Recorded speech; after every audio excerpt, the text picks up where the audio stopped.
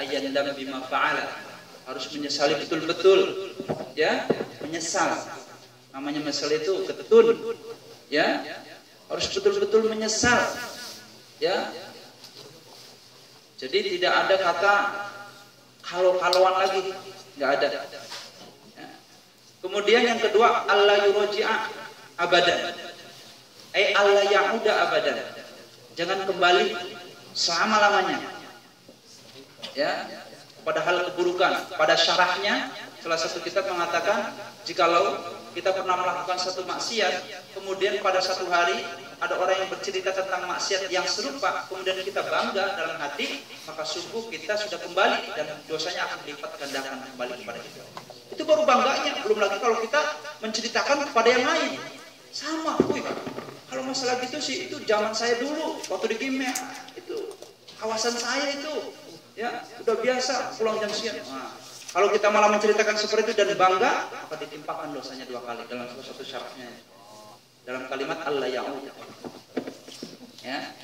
Kemudian yang ketiganya adalah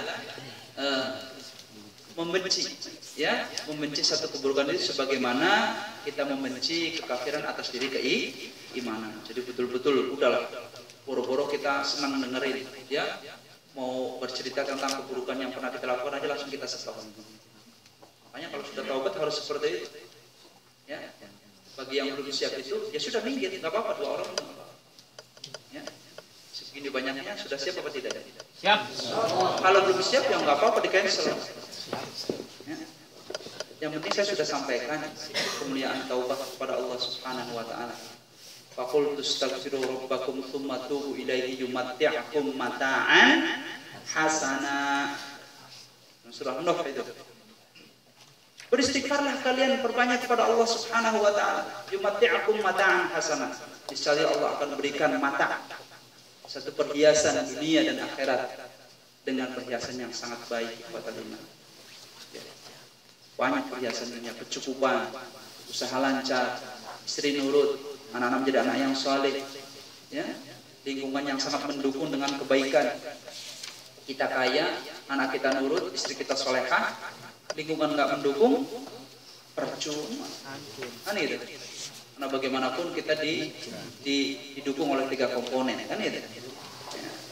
Tabiatul al-alamiyah, tabiatul islatiyah, tabiatul majalisi ay madrasiyah. 3 komponen itu yang mesti kita pahami. Sedikit dan sekelumit yang insya Allah coba-coba akan kita bermudzakarah bersama tentang amalan-amalan itu tadi, ya, teman-teman sekalian. Insyaallah tasbihnya semuanya bertotal sekitar 300. Makanya ini disebut dengan salat tasbih. Tapi para ulama tasawuf juga mengatakan boleh dikatakan salat taubah. Alasannya kenapa?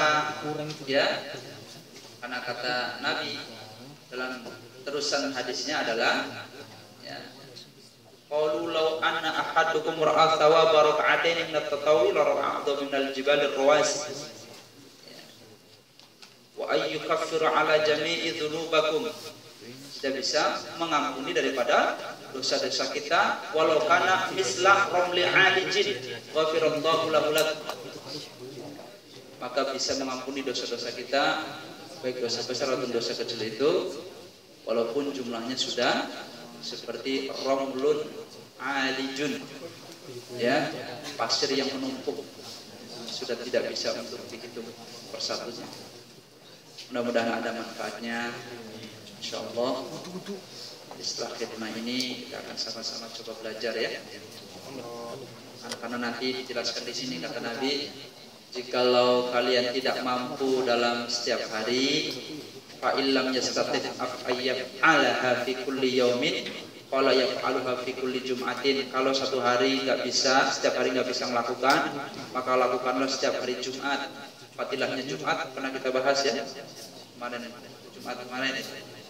Ya, fa illam yastati qala yaf'alaha fi kulli syahrin, maka lakukanlah dalam setiap bulan.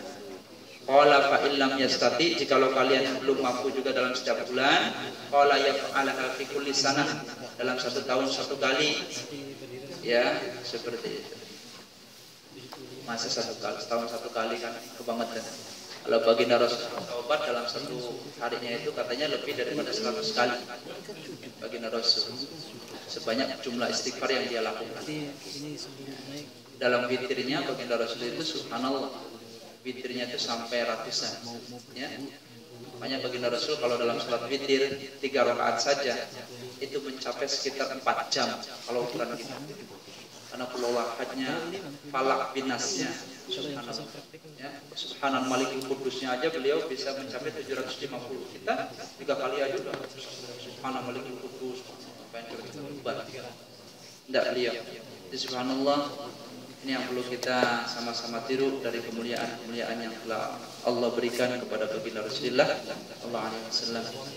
Baik, sebelum kita tutup, insyaallah kita kirimkan doa li al-mutasaddiq, ya, yang bersedekah pada hari ini dari Kang Hartono.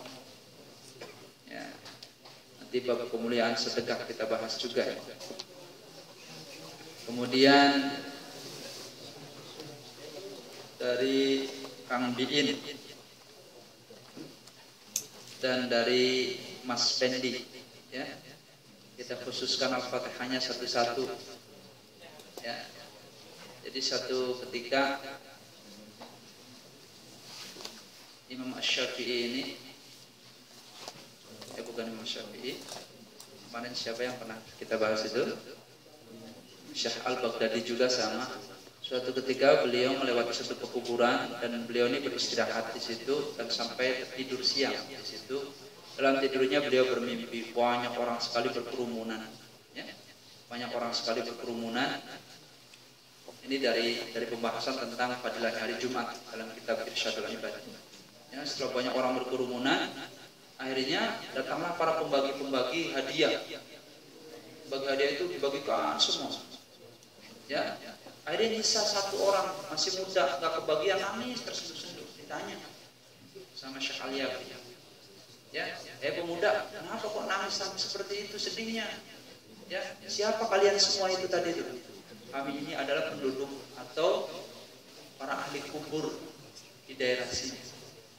Kenapa mereka itu berkumpul? Mereka sedang menunggu kiriman dari orang-orang yang hidup. Ya, mereka sudah mendapatkan semua, sementara saya belum mendapatkan apa-apa. Padahal saya berwasiat kepada ibu saya untuk selalu bersedekah. Padahal saya berwasiat kepada bapak saya untuk selalu bersedekah. Padahal saya berwasiat kepada adik saya untuk mendoakan saya. Enggak ada sama sekali. Nah, kata Syekh Al-Yafi, sudah, kalau begitu saya sedekahkan Al-Fatihah ini buat kamu. Dengan senangnya dia menerima dan bisa ikut dengan rombongan. Makanya fasenya orang-orang di alam kubur ini dalam setiap adzan mereka menunggu kiriman, banyak cut semua. Setiap adzan itu tidak ada proses-proses penyiksaan dalam kubur. Setiap adzan dikumandangkan sampai waktu iqamah, sampai selesai doanya jamaah. Makanya pentingnya seorang imam ini selalu mendoakan mereka itu. Allahumma ighfir lana wa lahum. Makanya nih, doa-doa yang sering dipanjatkan para ustadz-ustadz itu, saya katakan bukannya enggak bagus, bukan ini, kurang sempurna. Semestinya mereka berdoa seperti ini. Allahumma ighfir lana wa lahum warhamna warhamhum. Jangan warhamhum aja, kaminya enggak. Kan gitu. Coba dalam doa tahlil. Taqabbal minna thawaba ma qara'nahu. Kan gitu. Allahumma ighfir lahum warhamhum wa'afihim wa'fu anhum. Lah, yang kita yang hidup enggak didoain. Semestinya Allahumma ighfir lana Allahumma ighfir lana wa lahum warhamna warhamhum wa'afina wa'fu anhum. Kami juga yang hidup, mereka juga gitu. Jadi ini sebenarnya kritikan dari ahli nahwu saja. Tapi saya setuju dengan ini. Ini pernah saya ikut bahsul masail dengan salah seorang dari Kempek, ya. Namanya Anwar Musyaddad. Mengkritisi doa-doa tahlil itu dengan seperti itu. Jadi alhamdulillah akhirnya jamaah menyetujui. Akhirnya dalam setiap tahlil selalu berdoa dengan seperti tadi. Ya, Allahumma ighfir lana warhamhum wa'afina wa'fu anhum. Itu waja'alna walahum. Ini itu. Tidak ada na, ada mereka. Nah, seperti itu. Nah, Ini kemuliaan daripada kita boleh mengirimkan pahala kepada orang yang kita cintai. Maka sedekah pun boleh, ya, pahalanya untuk orang yang kita cintai. Ya, ini Kang Biin untuk sendiri apa untuk keluarga semuanya? Ya, untuk sendiri ya, insyaallah ya. Al-Fatihahnya masing-masing. Khosatan lil mutasaddiq